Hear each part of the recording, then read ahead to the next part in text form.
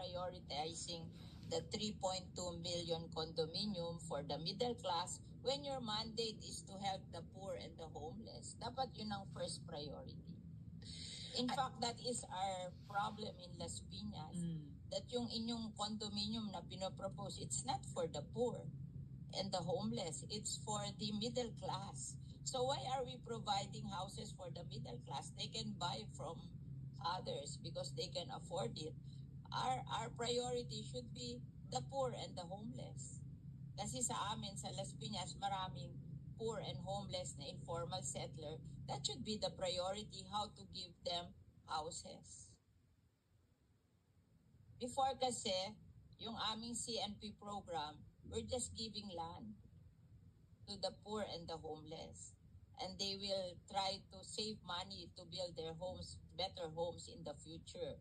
And ang amortization lang noon, 500 pesos a month. So they can afford it. The poor and the homeless, they can afford it. Even the tricycle driver and the mga nagtitinda sa palengke. But now, they are prioritizing condominium. Ang condominium, mahal. It's for the middle class. It's not for the poor. Tapos paaalsin nila doon sa lupa yung poor, lalagyan nila ng condominium. Saan nila dadalhin yung poor?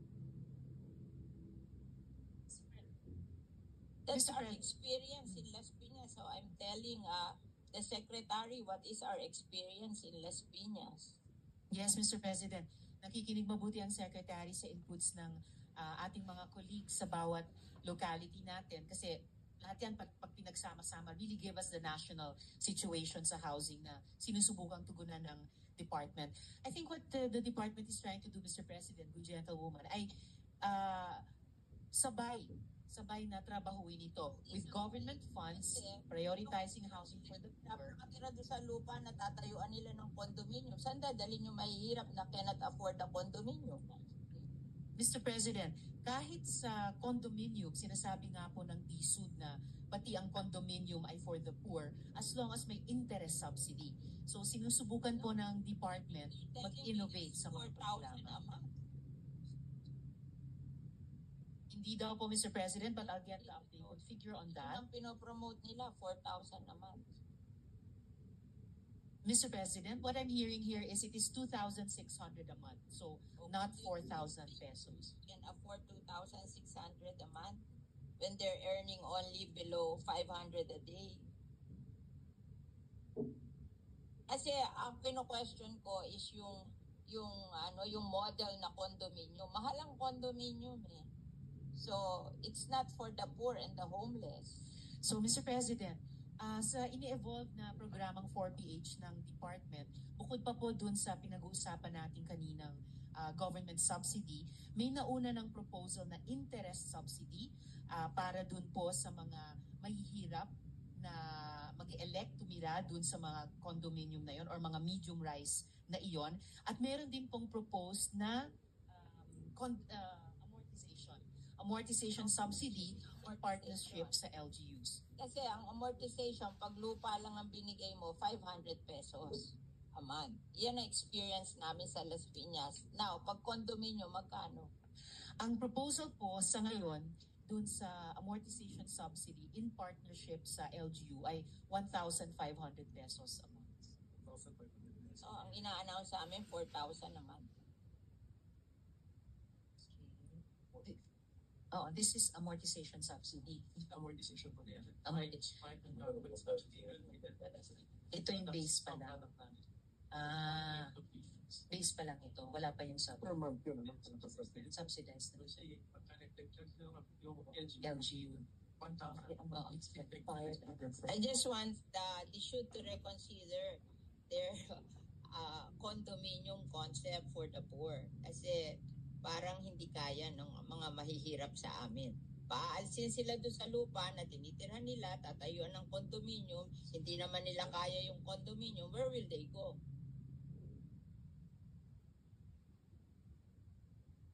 Tama. Hindi sila beneficiary. That is what will happen. Oh. Whereas if yung lupa dinivide sa kanila, 500 a month lang. Oh, mas safe yun. Bakit tatayuan ng kondo?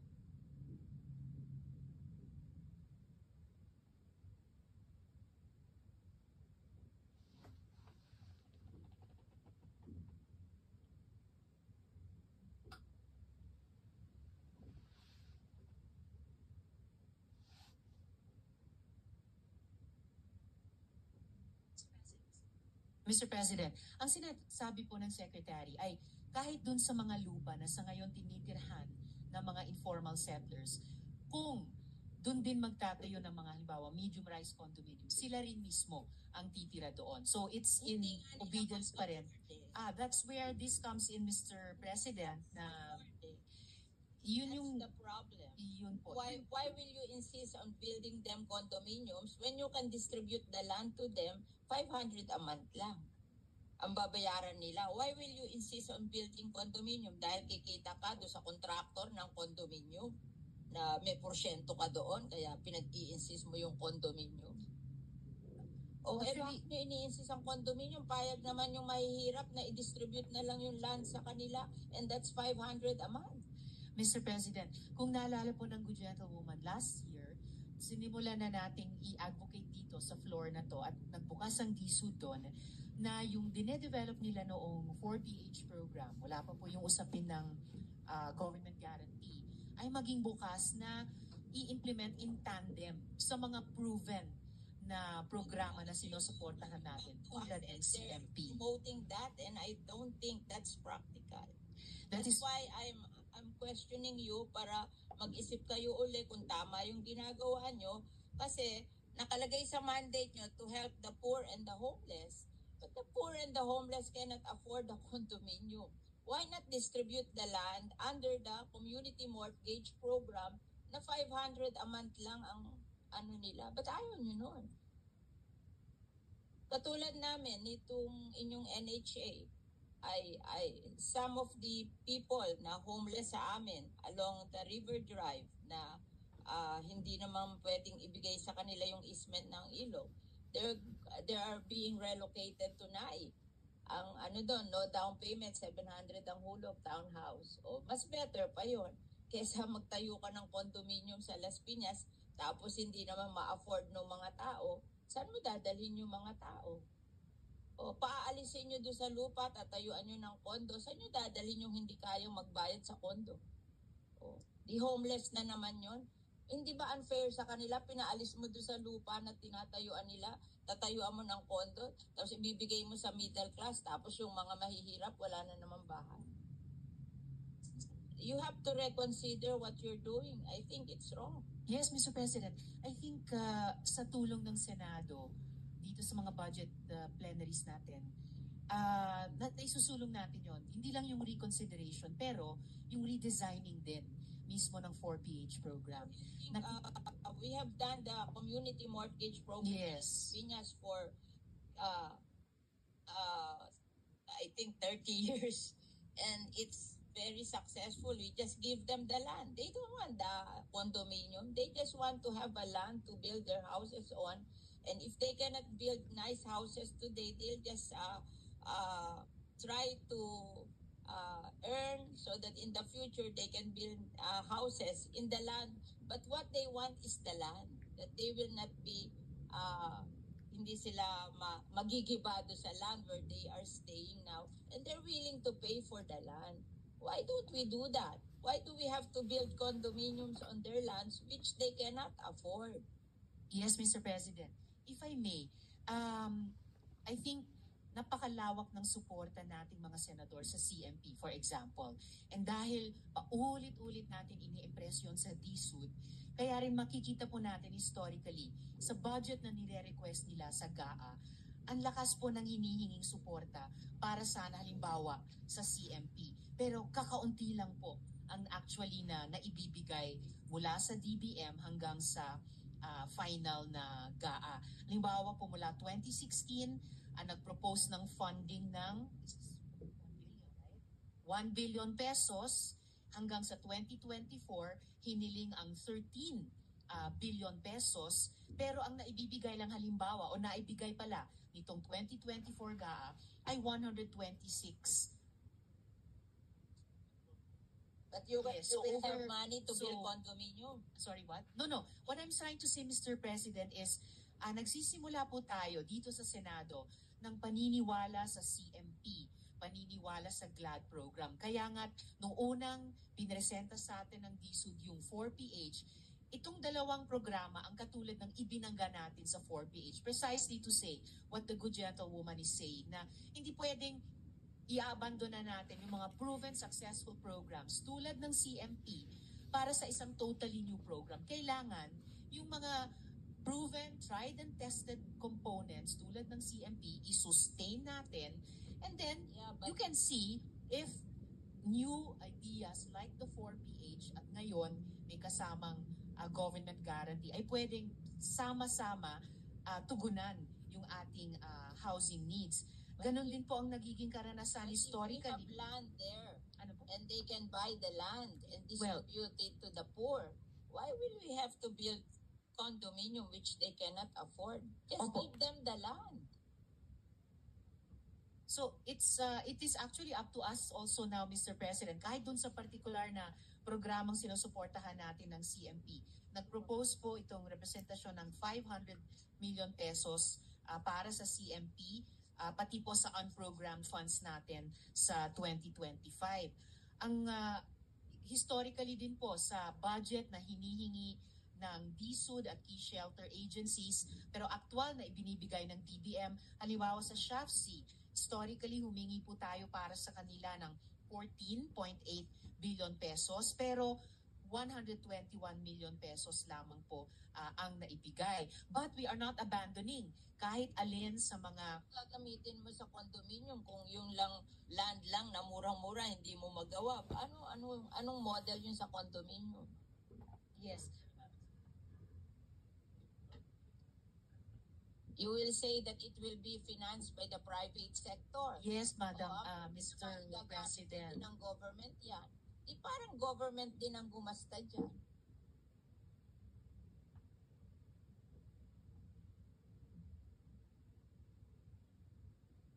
Kasi kami, in Las Piñas, we're very successful sa CMP program. The poor can afford that. Why are we abandoning it that gusto natin tayuan ng condominium when it's more affordable for the poor? Mr. President, if I may make a few more points of record para lang makompleto din itong discussion namin ng good gentlewoman. Ang priority po ng DSUD kasi hindi yung lupa lang. Gusto ng Secretary ay pag bumili ng lupa, magtatayo din po ng bahay in various forms.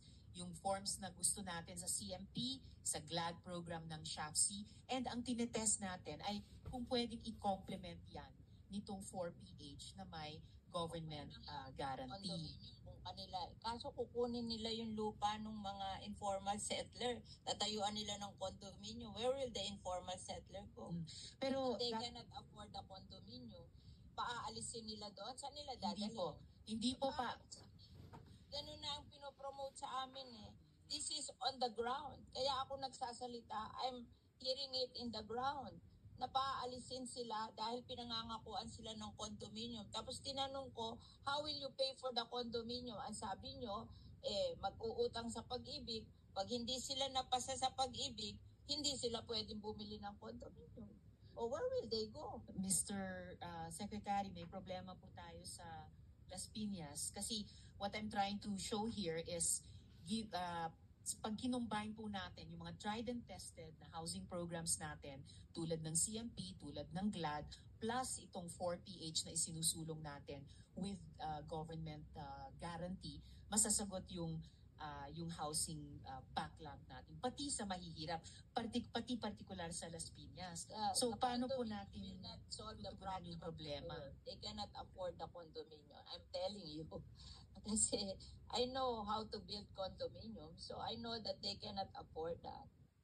Ang ayoko lang naman, mawalan sila ng opportunity to have land.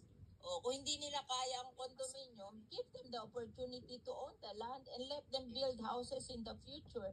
Yun namang kanilang houses, meron silang houses, ililipat lang nila doon sa lupa na allocated for them. We have seen it. Actually, Mr. Houses are 4 stories. Kasi dahan-dahan nila 30 years, dahan-dahan nilang binil. Precisely, Mr. President. Yes, Mr. President.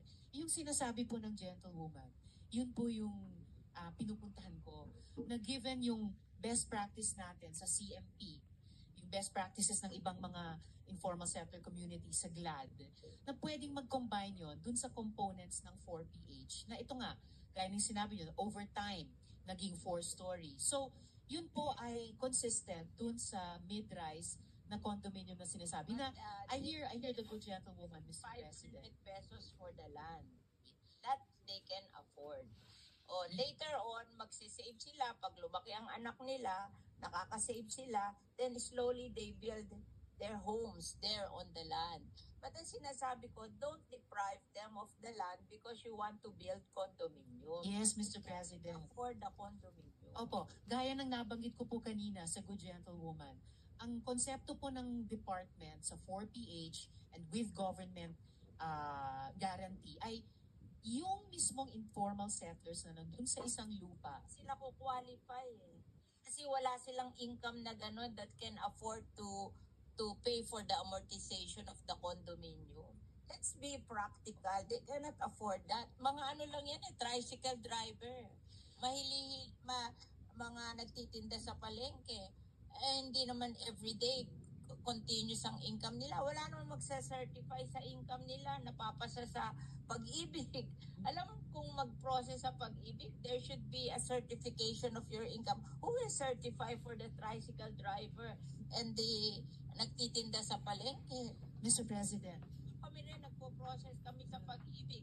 Kami nga, nagda-down pa sa amin ng ang laki-laki, bumabagsak pa rin sa pag-ibig. Nire-refund namin yung down payment kasi they cannot qualify. Mr. President, kahit sa 4PH na may government guarantee, may nakikitang importanteng papel ang pag-ibig. But to get back to the important concern ng Good Gentlewoman, meron na po tayong proof of concept with informal settlers sa Bacolod. Tama po? Sa Bacolod. So, I hear what the Good Gentlewoman is saying, yung problema sa Las Piñas. When there are no homeless or poor people there. Here in Las Piñas, they will remove the homeless and the poor people to build the condominium. Where will the poor and the homeless go? O hindi naman sila ko-qualify dun sa pag-ibig to buy the condominium. How do we solve that? If the Good Gentlewoman would allow, pwede ko pong i-present yung data dun sa case study, yung best practice na na-establish dun sa Bacolod. Yes, of course. Ibig ko lang pong sabihin. Bakit basta ang LGU? Well, actually, Mr. President, yun po yung nabanggit ko sa Good Gentlewoman kanina. Kaya nga po... The problem is our LGU cannot spend. We only earn 3 billion a year. Yes, Mr. President. 55% will go to... marunong ako sa finance eh. Yes. 5% will go to PS and overhead. Ang matitira lang 1.2 billion. And that will cover yung health benefit, yung educational benefit, yung pag-support sa mga police, pag-support sa fire department and everything. What will they spare for homes of the poor? Yes, Mr. President. I appreciate po na magkakaiba ang specific situations on the ground. Because dahil nagkakaiba, siguro, ang difference lang natin, nakita ko na yan sa Las Piñas. Yes, Mr. I know what happened. Yes. So, I'm sharing you. Maybe si Secretary, sanay siya sa private. Ay ako, sanay ako sa, tanungin mo ang iyong NHA, ako ang nagre-relocate linggo-linggo sa kanya. Dinadala ko sa NAIC kasi doon sa NAIC, walang down payment, 700 ang hulog. Tingin ko, kayang-kaya yun ang mahihirap.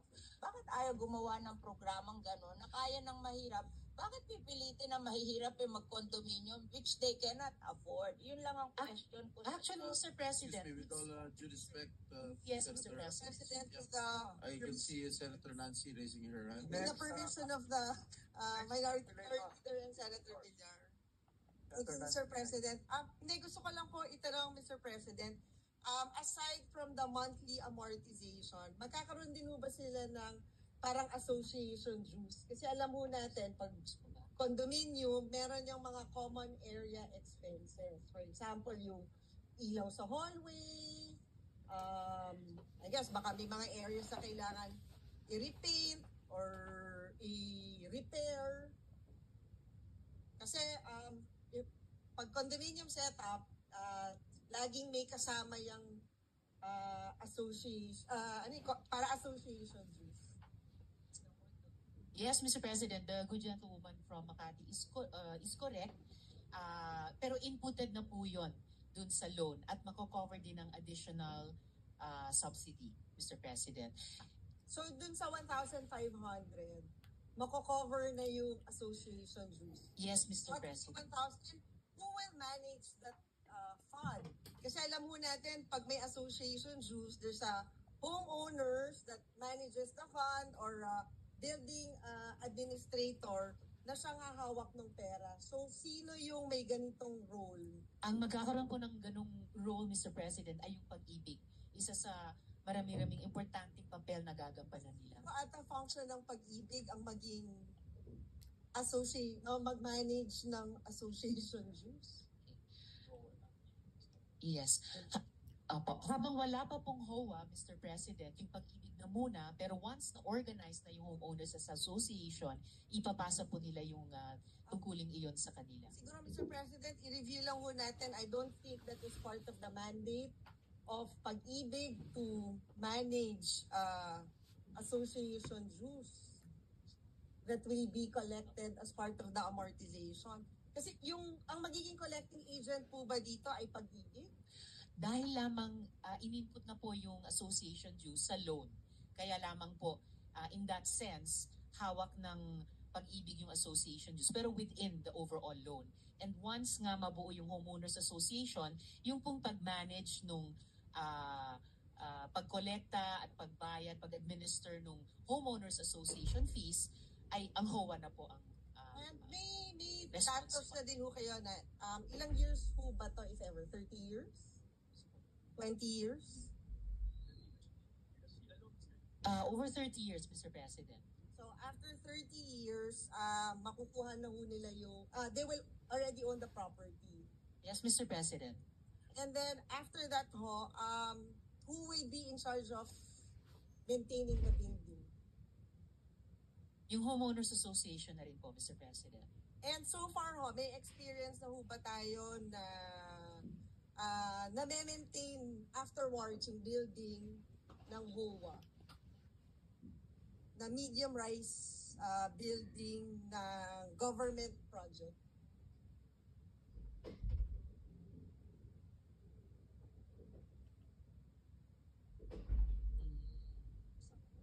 Nakita niyo. Okay. Mr. President, yung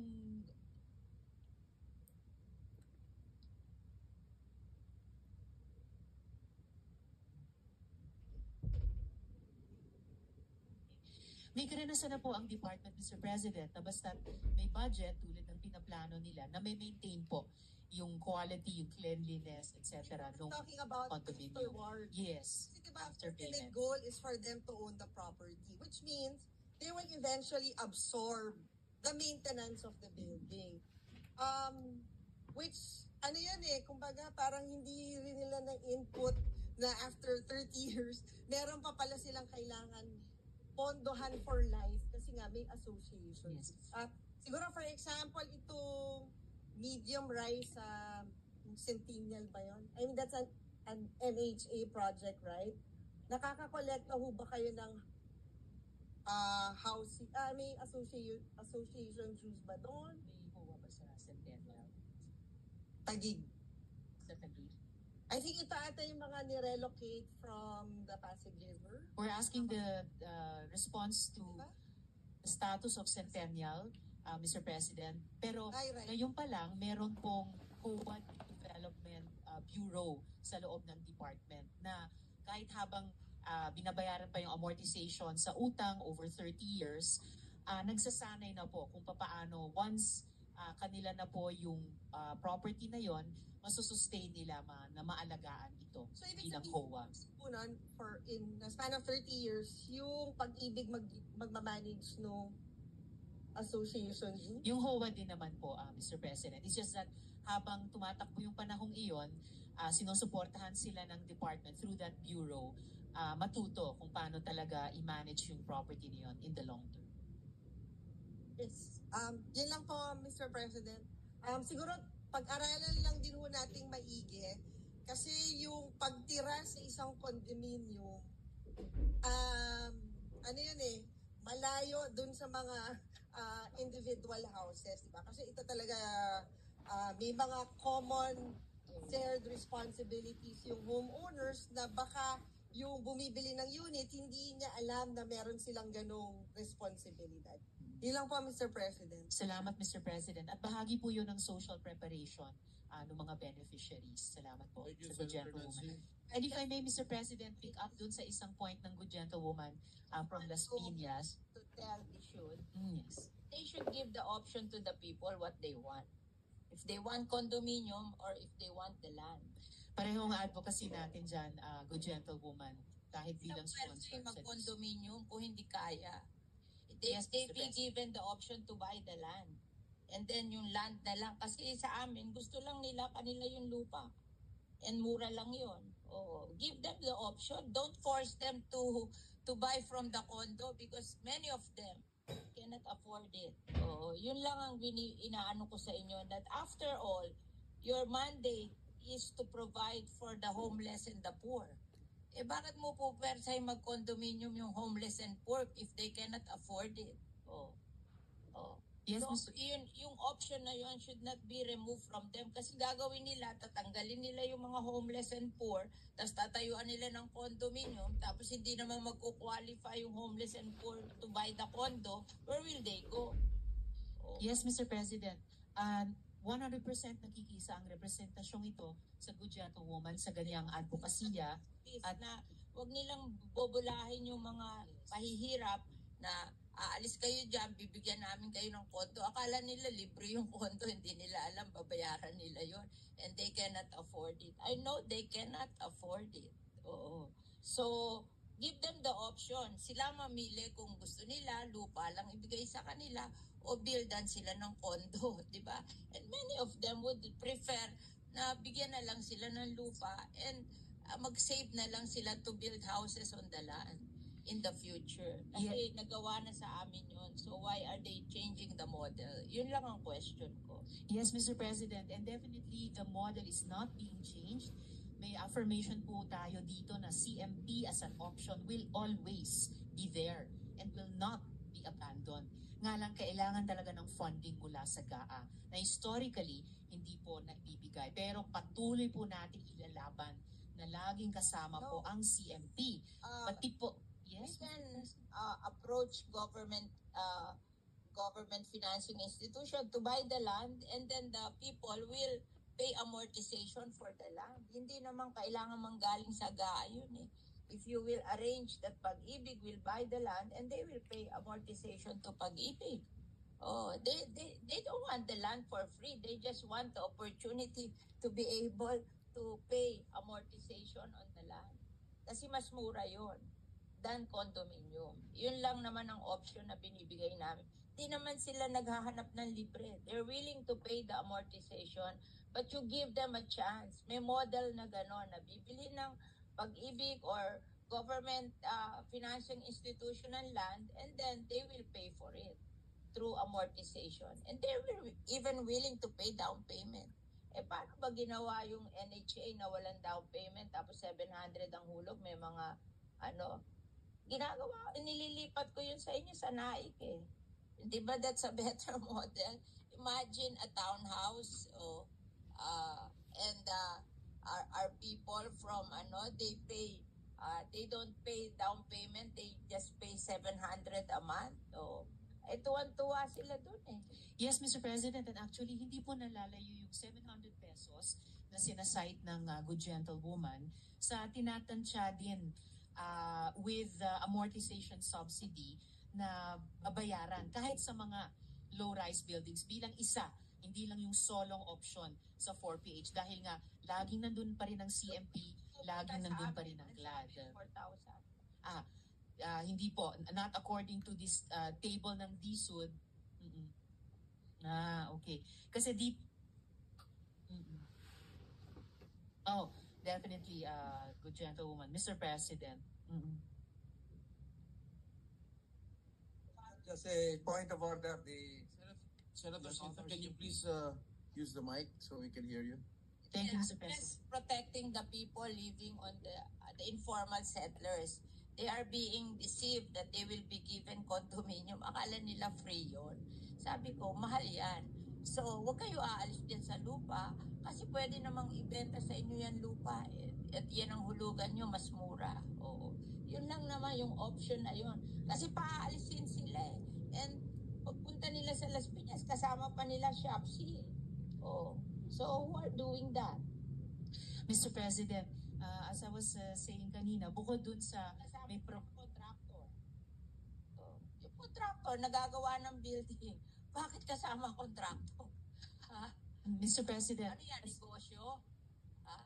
Na i-deprive ang poor ng mga lupa nila tapos ninegosyohin nyo yung lupa? Ano yon? At may contractor at ano yon, ibebenta? Sabi nila, how are you able to buy? You have to apply sa pag-ibig. And if you're rejected, you are not entitled. Mr. President, as I said earlier, kahit kay Secretary mukhang may problema doon sa Las Piñas, and as in previous years, we should, yes, well, it's a good example to gain practical lessons from. So baka kailangan nating tugunan on the ground. Pero gusto ko rin i-make of record na yung binanggit ng good gentlewoman na 700 pesos amortization ay hindi na po nalalayo dun sa nakikitang posible ng department with amortization subsidy. Lalo na kung in partnership sa LGU na may 1,000 pesos a month, nagsisimula yung amortization ng informal settler dun sa low-rise building at 800 pesos.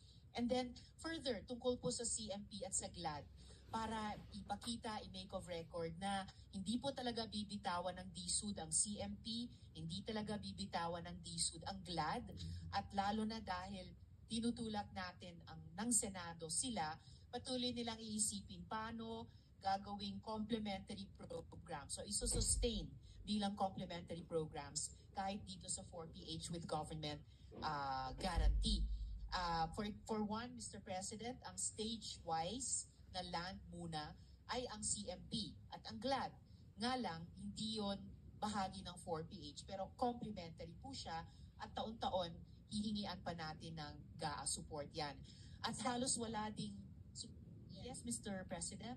And the senators would want you to manifest in writing that the people, the poor and the homeless will have an option to choose whether they want a condominium or a CMP program.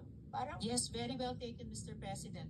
The Secretary is very willing to do that to our we want a satisfaction. formal manifestation in writing that the poor and the homeless can choose whether they want a CMP program or a condominium. Okay. So, may option. Yes, Mr. President. Yung paulit-ulit kong minamanifest during this interpellation so far, very willing po ang Secretary to put it in writing. Yung kanilang suporta at patuloy na paghingi ng GAA support para dun sa CMP at GLAD programs na alam natin may track record na tried and tested na mga modelo, Mr. President. Just further for the record, Mr. President, halos wala ding pondo ang CMP sa ngayon except for loan repayments or reflows. And lastly, at this point, Mr. President, kaugnay din ng written commitment na i-accomplish ng Secretary, the Secretary has promised the committee to study the inclusion of GLAD. GLAD starts with just land acquisition. Pag ready na, bahay na. Salamat, Mr. President. Thank you, Mr. President. I'm regaining the floor now. Yes, Mr. President. But I'm glad, actually I'm glad that a lot of our colleagues are interested in how Yes, Mr. President. and how the 4PH program will come into fruition. Kasi Secretary, I'm reading the President's budget message. Ito po, page 22. The Pambansang Pabahay para sa Pilipino 4PH program, the administration's flagship program for housing. Yan po sabi niya. Pero ito lang po, dito tayo babalikan ko yung mga numbers na naman ninyo. Sabi ng Presidente, this program will address the housing needs of 1.4 million Filipinos, etc. 1.4 ang nasa mind ng Presidente.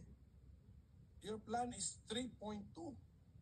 Bakit? Ang layo rin ang goal niya sa goal ninyo, then original goal niyo 6 million pa. Nag-uusap po ba kayo, Mr. Secretary?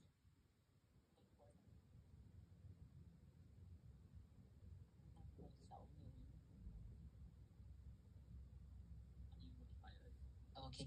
Mr. President, yung binanggit daw ni Presidente na 1.4 million ay yung target as of now.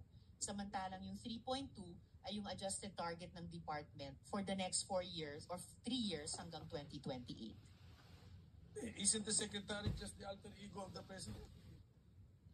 What's the target of the President? 1.4. Sinabi niya isang budget message niya. This program will, so future tense, address the housing needs of 1.4 million Filipinos. And he's referring to his own flagship housing program. So what is the real goal? Kaya pala, ulitin ko to, no? This is not a good reflection on the sector or the department. Sa SONA nga ng Presidente, ulitin ko, hindi nga kayo na-mention. Ibig sabihin nun, baka ang Presidente mismo hindi impressed o hindi believe sa publicly stated goals po natin. Mr. President, yung 2028 target ng DSUD na 3.2 million aligned dun sa NEDA. Yung budget message naman po kasi ni Presidente is for 2025 and yung kanilang target na 1.2 million is also for 2025. Shared na shared po yun ng department at ng secretary bilang nga pong alter ego ni Presidente. With the indulgence of the minority leader, if I may, just one question. Can I complete my thought? Okay. Kasi kung 2025 yun, ang sentence, yung part of the sentence kasi na hindi ko binasa, sinabi niya na there's an allocation of 1.8 billion pesos. And then you mean to say, sabi ng sa mind ni Presidente, ang beneficiary ng 1.8 billion pesos ay 1.4 million Filipinos? Imposible, Mr. President. 1,000 pesos per head, Hindi Mr. rin po. President. Kaya, Kinukuha ko po yung saktong datos. so, yes, go ahead, Mr. Presiding Officer. Have you started the construction of the houses for 1.4 million Filipinos? Not yet, Mr. President. Or when will you start? The President has already mentioned. Ang ongoing sa ngayon na construction, Mr. President, ay para sa 162,000 units. Only? Slow-paced. The term of the President is going to end in 3 years. Until now, you're only building around 162 houses for only 162,000 Filipinos. Admittedly, Mr. President, even on the part of the department, it is slow. Kaya po, kinonceptualize nila yung 4PH. And they believe with the government guarantee as a game changer, with Pag-ibig fulfilling an important role, makaka-catch up po sila. Kaya nga po, they were able to set targets of housing units delivered until 2028. Ang target po nila, by 2028, nakapag-deliver na po sila ng 1.1 million housing units with interest subsidy and with a guarantee requirement. 1.1 million housing units. Yes, So to that be will- precise, Mr. President. That will house how many Filipinos?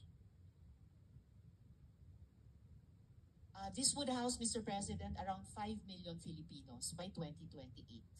By 2028. Opo. But as of now, you're hanggang 162,000 Filipinos pa lang. 162,000 units po housed. 162,000 units.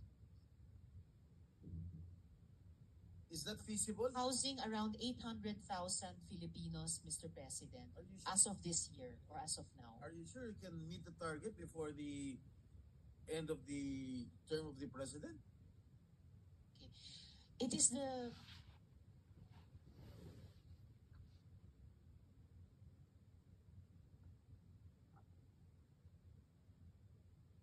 It is the firm belief, Mr. President, of the department na gamit ang government guarantee, mapapabilis at makukumpleto yung construction ng kinakailangang housing units na ito. Okay, good luck. Thank you, Mr. President. Minority Leader. I think Senator JB wants the floor for an interjection. Okay, Yes, Mr. Senator President. is recognized. Thank you. Anyway, I'm being the official sponsor and author of the Department